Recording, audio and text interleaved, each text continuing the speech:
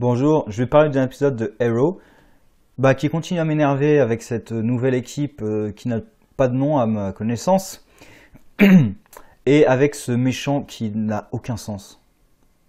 Alors, Kayden James veut se venger de la mort accidentelle de son fils.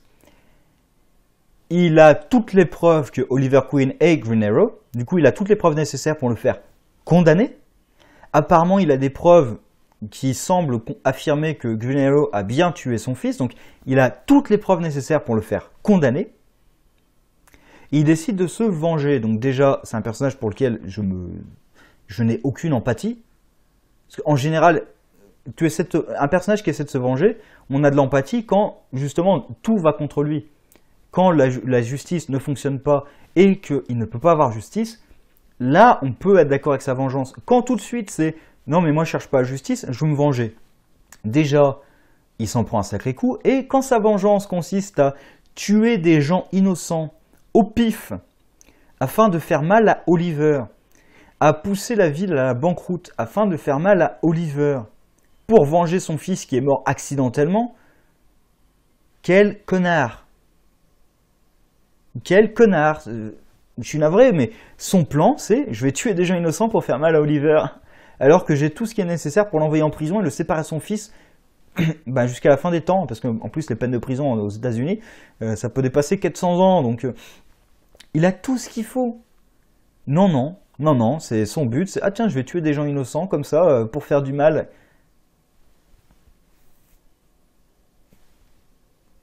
Mais donc voilà, ce méchant-là, il est nul, il est complètement con, son objectif n'a pas de sens. Alors maintenant l'équipe est en train de chercher des preuves sur son fils et tout. J'espère qu'ils vont pas nous faire un truc du genre ah mais en fait si c'est bien Oliver qui l'a tué mais il n'en était pas conscient. Franchement s'ils nous font ça va me saouler. Alors peut-être encore un peu d'espoir qu'en fait ça va révéler le vrai méchant qui aurait manipulé Kayden James pour. J'espère toujours qu'il y aurait un vrai méchant au-dessus de Kayden James. Et on apprend alors déjà ça c'est Kayden James. Alors, un truc qui va bien dans l'épisode, c'est Oliver qui révèle à son fils donc la vérité, parce qu'il n'a pas le choix, et son fils qui l'accepte. Voilà, son fils ne va pas en faire un mélodrame pendant 2000 ans, ils acceptent le truc quand même assez rapidement. Par contre, alors l'autre équipe là, mais c'est catastrophique. Alors, ils ont quitté Oliver parce que, il n'y a pas de confiance, machin et tout. Ils apprennent un truc de Vigilante. Terrific apprend des informations de la part de Vigilante. Il cache d'où il a obtenu ces informations. Donc, bravo pour l'équipe dans laquelle on se fait confiance et tout. Première mission, déjà tu mens à tes coéquipiers. Déjà bravo. Ensuite, ils vont s'allier à Vigilante parce que, non mais en fait, il n'est pas du côté de Kayden James. Vigilante tue les criminels. Pourquoi est-ce qu'il aurait besoin d'infiltrer le groupe de Kayden James ? Il tue les criminels. Et à la limite, il aura besoin de s'infiltrer dans un groupe pour aller jusqu'au sommet et tuer tout le monde. C'est comme Punisher. Tu dis Punisher a infiltré, je sais pas moi, il a infiltré les Nucci. C'est le bras droit de Nucci maintenant. Et son but, en fait, c'est de les faire tomber. Bah non, c'est absurde. Son but, c'est de les buter. Donc, une fois qu'il atteint le grand chef, il le bute et c'est fini. Là, Vigilante, il avait 10 milliards d'occasions de tuer Kayden James. Donc, alors oui, maintenant, il tue plus, il tue moins, en tout cas, pour faire plaisir à Dinah. Mais c'est absurde. Le fait qu'il les ait infiltrés, en soi, c'est absurde. Alors, par contre, l'épisode essaie de nous faire croire que c'est vrai. Alors, c'est peut-être vrai, hein. J'y crois pas une seconde, mais c'est peut-être vrai.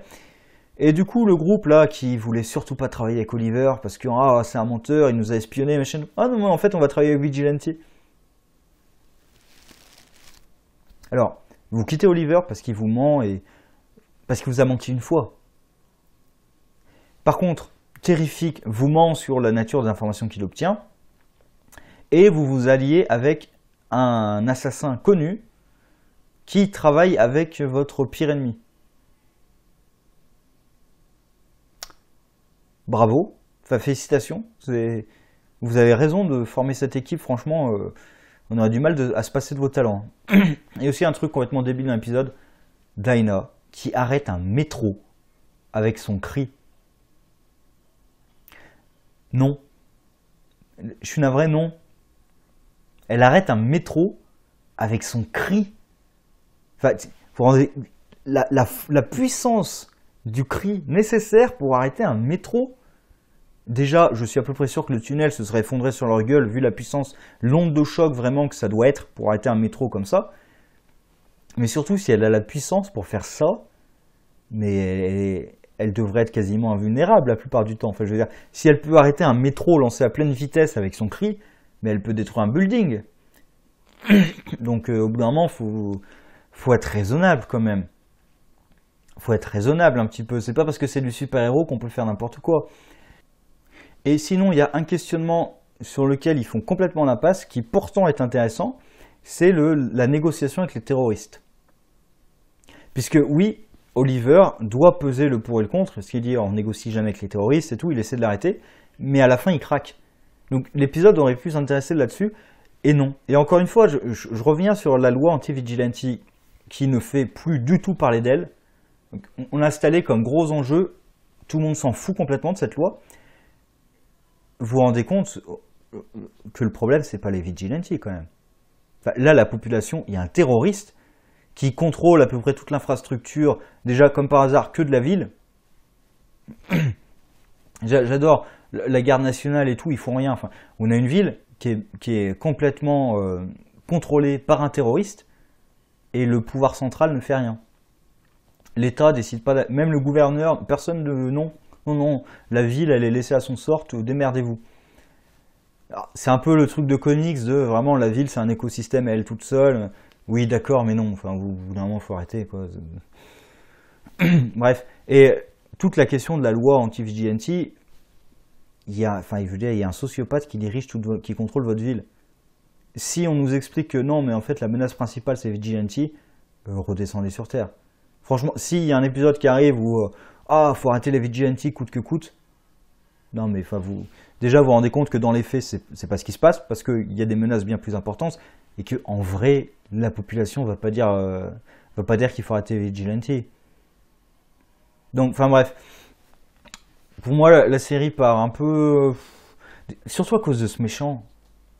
Déjà, il y a le méchant, il y a la séparation de l'équipe qui ne fait pas sens. Franchement, c'est. Donc ça, je vais rester buté là-dessus, d'accord. Oui, mais bon, je veux dire, première mission terrifique, clairement. Et ils décident de s'allier avec un type qui est en couverture avec leur pire ennemi. Au bout d'un moment, enfin, je veux dire, vous quittez une équipe parce que il n'y a pas assez de confiance, machin et tout. Non mais c'est incroyable. Franchement, c'est incroyable. Bref, j'étais pas tout à fait dedans, non. Non. Mais je vais attendre de voir ce que ça donne au fur et à mesure. Hein. Ça peut se relever. Pour l'instant, pour moi, c'est non. C'est non pour l'instant. On verra ce que ça donne au fur et à mesure. S'ils changent de méchant, parce que Kaiden James, franchement, s'ils le tiennent toute la saison, Kaiden James, ça va être chiant. Parce que ce méchant n'est rien. Donc, enfin, voilà. Je vais m'en arrêter là. Sur ce, au revoir.